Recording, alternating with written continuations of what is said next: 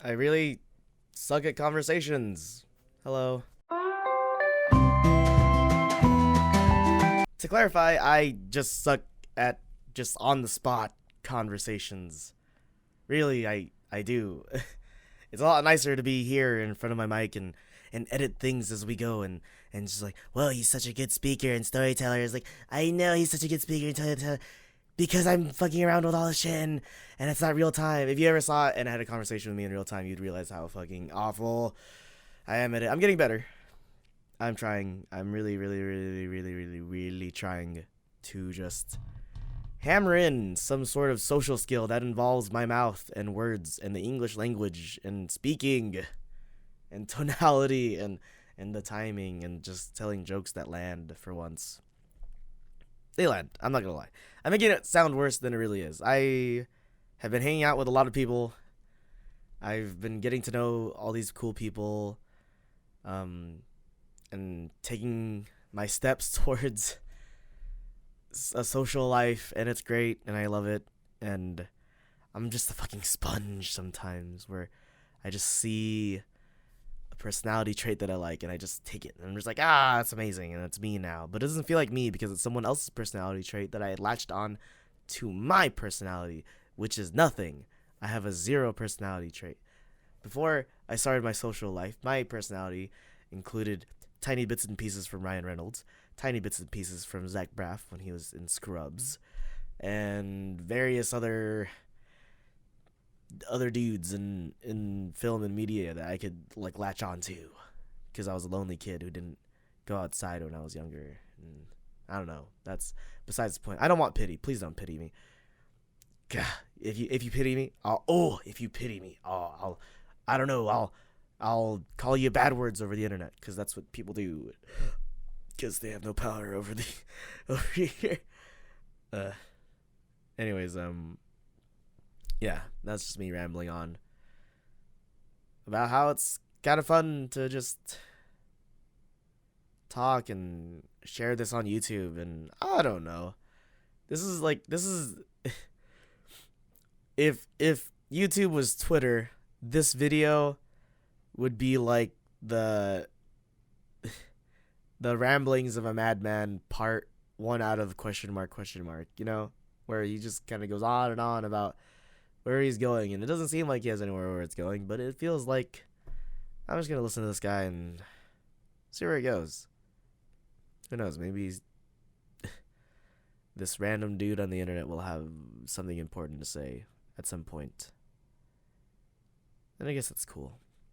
I think that's how I end up doing a lot of things in YouTube, is just like, hey, this guy, he's got like 5 views. But oh boy, he spent 2 hours uploading, spent 2 hours recording a video. I better see. That's something I like to do on YouTube, is that I like to just kind of just every time I see a YouTube channel that has like 5 subscribers, but they have like 3 or 4 YouTube videos, I kind of click on it, because it's like diving into this little world, like where this dude has given up. This person on YouTube has given up on their YouTube dreams, and you just want to see what kind of content they were trying to like drum up in their channel, and you're like, you could be so amazed, not because it's amazing, but because you get this weird door that you feel like you should have never been given, but you have it there, and you open it, and you just see like a person, or someone who was this person. It's under my belief that people change. Nobody is who they were 5 years ago, and they're not the same person anymore. If 5 years ago you met you today, he'd be like, who the fuck are you? Who are you? You know? And so, yeah, like, especially in relationships, where you kind of have to be ready for, and this is coming from, disclosure, this is coming from the guy who's never had a real relationship. But moving on from that, it's under my belief that, people change, And even after you marry someone, they'll still be changing constantly and erratically, and you'll never really quite know the direction they're going to be going in. But you marry this person because, hey, I don't know. Let's do this thing. And it happens. I'm not even saying anything important at this point. Oh well, that's I guess that's my go at it. My go of it here. I guess my little test feature, I suppose. Can we even call it a test feature? I don't even know what a test feature means. It just sounds cool. It has the word test, which means experiment, and then feature, which means thing being showed off. I'm showing off this experiment of words where I just talk for a bit, and maybe even more than a bit. I kind of like this. I like talking. Yeah. I guess I'm energizing my social battery. I'm about to drink some water. Please excuse the weird noise, because I'm not going to edit this out. It's not weird. Sorry. It means, it's strange, not weird. No, strange and weird are the same word. But yeah, what was I talking about? Let's get to the actual topic. Let's get to the actual fucking topic that I can talk about, because talking is cool. But I couldn't do it at the party I was at just now. I don't know why. This is a certain mask on the internet. You know that thing from V from Vendetta where, like, you give a man a mask, he'll tell you everything, his deepest secrets and shit. You're like, oh, I get it, because, I don't know, there's some truth to that. Where now that I'm here and I know I'm planning on sending this to the internet, I'm just not too scared to say anything weird. I'm going off and I'm shooting from topics left and right, and it feels good. Like, while I'm doing this, I am learning so much about myself and how I want to speak and the ways I'm going to be speaking and stuff. You ever hear the term a life a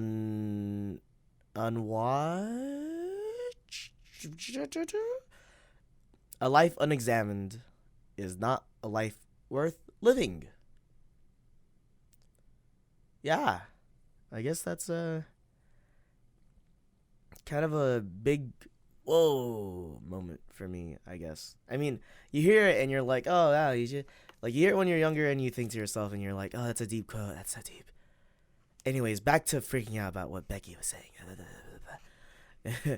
You know, like, these sort of deep, like, words don't really come to you, and you don't even soak in what it really means until, like, you're 23 and you're alone in your bedroom reading manga, and you're kind of just wondering,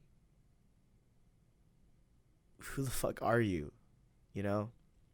You're just sitting there and you're wondering, who's this guy? Who's this guy that's in my bedroom reading my manga, chilling with my cat, and you have to sit there and really figure out who that person is. And sometimes you end up realizing you don't like that person very much. Not me. I love me. Except recently.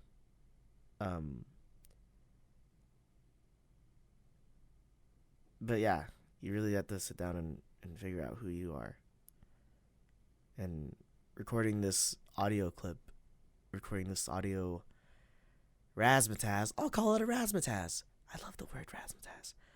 I'm realizing how, like, my own speech patterns, like, and how I talk, and the way I jump from topic to topic, while sort of maintaining this weird way of speaking, this rhythm that I have, and it's sort of a self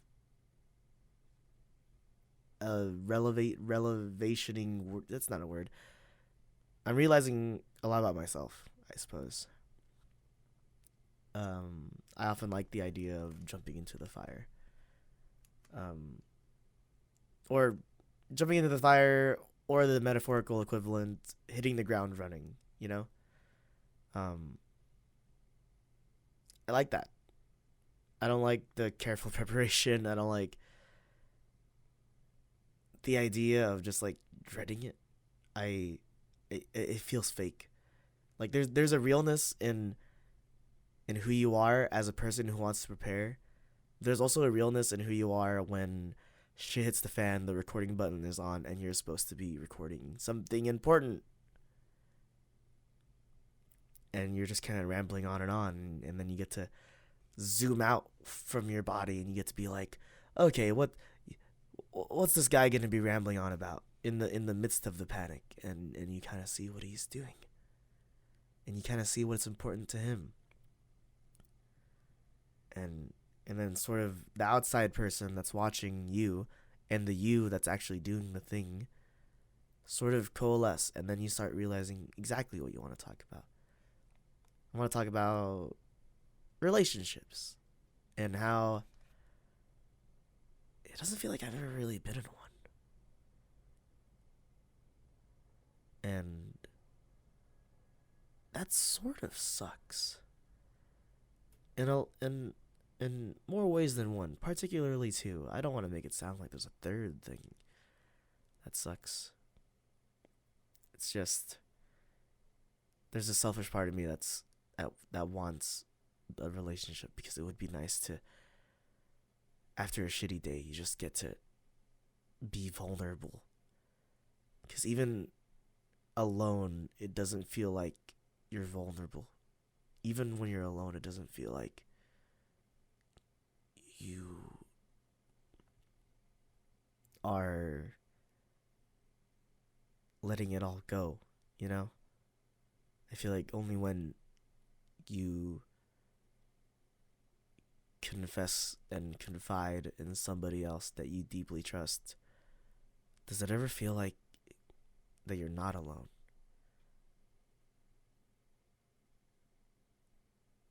And that's the selfish part of me that wants a relationship. And I guess that's the only reason that I had.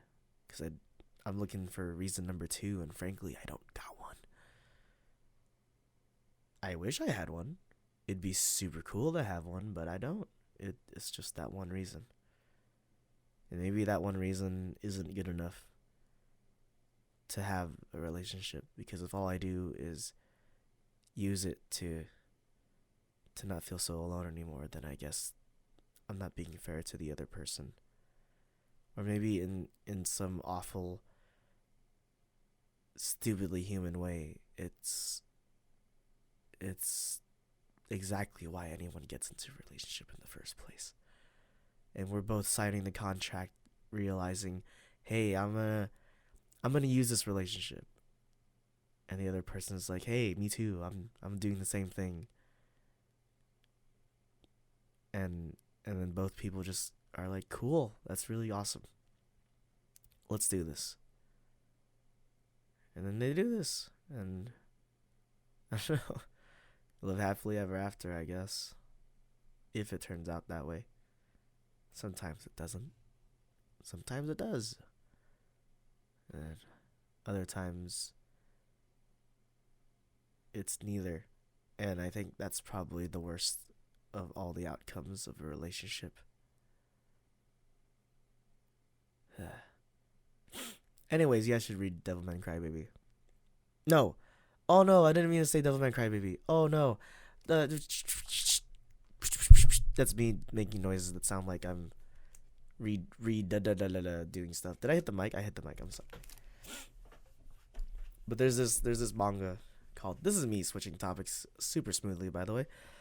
There's this manga called Chainsaw Devilman, and I'm not the best person to recommend things. I don't have quite the way with words like Super Eye Patch Wolf does, or the in-depth knowledge and reasons to persuade anybody to read anything like Super Eye Patch Wolf does. But I'll do my best. I'll give it a shot, because I'm hitting the ground running. You see how there's a theme for these things? No, there isn't. I'm just telling myself lies. Let me drink water again.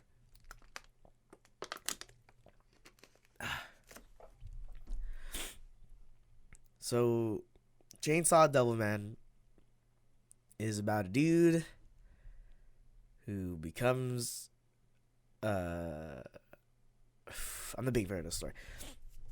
Let's start from the beginning. Chainsaw Devilman is about a dude who's not living the best life. He's actually been poor his entire life. But he has his faithful companion dog named Pachita, who's like got a weird chainsaw coming out of his face. Little, it's a cute thing. It's a cute thing. Bear in mind that the dog is like the cutest little thing, and it has like the cutest little tiny chainsaw coming out of its face. And it's like, oh, look at it, it's a tiny chainsaw dog. Blah, blah, blah, blah. And they're both like companions to each other, lifelong friends, and they're both like maybe 16, 17, whatever. And he's still living the poor life, but he's like a devil hunter. Because in this world, in the world of this manga, there are devils that run around rampant, causing chaos and murdering people and stuff. And of course, where there's a nuisance, there is a cure. There's a cure, and he's said cure where he volunteers to do all this dangerous devil hunting stuff. He gets a weapon and he's just like, hey, look, I'm gonna kill this thing for money, because it's money, and I need to feed my dog because I love my dog and my dog loves me, and I want to care for it and things. And pretty soon shit hits the fan, and he's losing his life because he's not a trained devil hunter. He's just doing it for money. He's not training for it. And shit hits the fan, gets betrayed, other stuff, and his dog, loving as it is, decides like, hey bud, I'm gonna save you. And he becomes like the dude's heart. So Pachita essentially sacrifices his life to save his owner. And he gets out of this sticky situation and is saved by the police force, the government devil hunting police force, I guess is what you can call it. And that's how the story starts. Not the most particularly entertaining, interesting, or original story, but I think it's as soon as you get into the deeper aspects into the later chapters of the show that you kind of realize there's something going on here. Because let's first off come to the understanding of why should anyone watch anything ever, because it's just frames on a screen and there's no point in yada yada yada yada. Well, most people watch things because they want to be entertained, which I think is fine. There's nothing wrong with that. But I think people should watch things too because they have something they want to learn. They have something they wish to come to an understanding of. There's an emotion that they wish to feel. And I think those are some pretty good reasons to watch things. Devilman, Chainsaw Devilman, I gotta stop saying Devilman Crybaby. Chainsaw Devilman is a show about a really dumb guy with some really dumb goals and the heart to pull it off. And I know that's not probably the best description of it, but when I read it, because it's not an anime yet, when I read it, it instilled the sense of, hey, this dude's goals are dumb, but look at him go. Look how far he's gonna go for this dumb goal. And you begin to self-reflect and you're like, wow, his goal is dumb, but look at how hard he's trying. What are you doing with your life? And I felt a sense of inspiration, I guess, if that's what you want to call it. And even further into the series, you begin to realize that goals change, that there's no end to it. Every time you accomplish a goal, you're going to want to be going for the next one over. and you start having a deeper understanding of what it means to have a meaningful goal. This is going to spoiler territory, but man, you gotta. I'm not gonna spoil too much. It's gonna be like the first 10 chapters.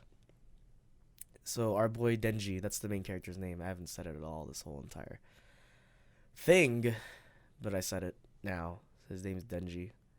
He turns into a chainsaw devil man, hence the name, where, you know, chainsaws come out of his arms and his face, and he gets to fight monsters and junk. And he has this weird goal where he's living this like dream life. Living a dream life, because before this he had nothing. He literally slept in a cardboard box with his dog Pochita, and just lived off of scraps and got beat up, betrayed, and just like it was a desperate day every day type of situation. But it didn't matter to him because that's the only life he knew, so it didn't feel like shit. Eventually he gets saved by the government police task force, and now he's, you know, in an apartment with a roommate, with food and a toilet and a bath, with food, and he has a job now, and power because he's a chainsaw devil man, and he has those things, and suddenly he has the life that he didn't even know he wanted. And now he wants to live by the words that Pochita left for him. Pochita, before he died, said, "Hey, I want to see what dreams you'll go for. I want to see you live your dreams." And so now Denji, wanting to keep that promise to Pochita, tries to figure out what he wants to do in his life now that he has a sort of standard basis for living. And his first thought was, "I want to touch boobs." Isn't that so stupidly amazing? That one, the author, the mangaka, decided that was the goal. That, hey, I just want to touch boobs for his character, and it makes so much sense. It feels so right. Like, of course he wants to touch boobs, please. And you see him work so hard to reach this goal, and he finally gets it, and he's like, wait a second, this didn't feel good. And he starts to wonder, why doesn't it feel good? And he's like, oh, it doesn't feel good because I touch boobs, but they're not the boobs of the person I care about. And so now there's this emotional revelation for him that's like, man, goals aren't just goals. Goals are ways for your soul to feel good. He doesn't say any of these things. He's too dumb to think of any of these things. He's just like instinctively understanding that, hey, I touched boobs and it wasn't awesome, but this one time I touched this girl's boob and I liked her, and that time was awesome and it was cool and I wanted to do that. And that's what he's understanding. Like, he's got such a basic understanding of it. But it's so raw. It's so raw. There's no convoluted nonsense. There's no layering or anything. It's like this dude thought he wanted something, realized he wanted something more in a deeper sense. And I think anyone could relate to that. And yeah, so anyways, that's Chainsaw Devilman. That's like the first 10 chapters of Chainsaw Devilman, and you really will appreciate how you feel when you read those chapters. And I heartily recommend that anytime there's not a word in a framing, in one of the square panels within the panel, anytime within a panel on a page there's no words, I really recommend you just kind of stare at it and soak in the the wordless emotion this dude's trying to convey to you. Ugh. Is that 25 minutes? Talking for like 30 minutes. Jesus Christ, it's not even 30 minutes. I don't even know what I was trying to do here. I was just throwing words out on paper and stuff. Not even paper, just a vast recording of nonsense. And I guess like getting it out of my system. Yeah. Surprise, surprise, I'm using the internet as a way to confide these emotions in a false and frankly empty, maybe not so empty, realization of not feeling so lonely and stuff. Anyways, read Chainsaw Devil, man. I'll come back with a much cleaner recommendation persuasion essay thing. Yeah.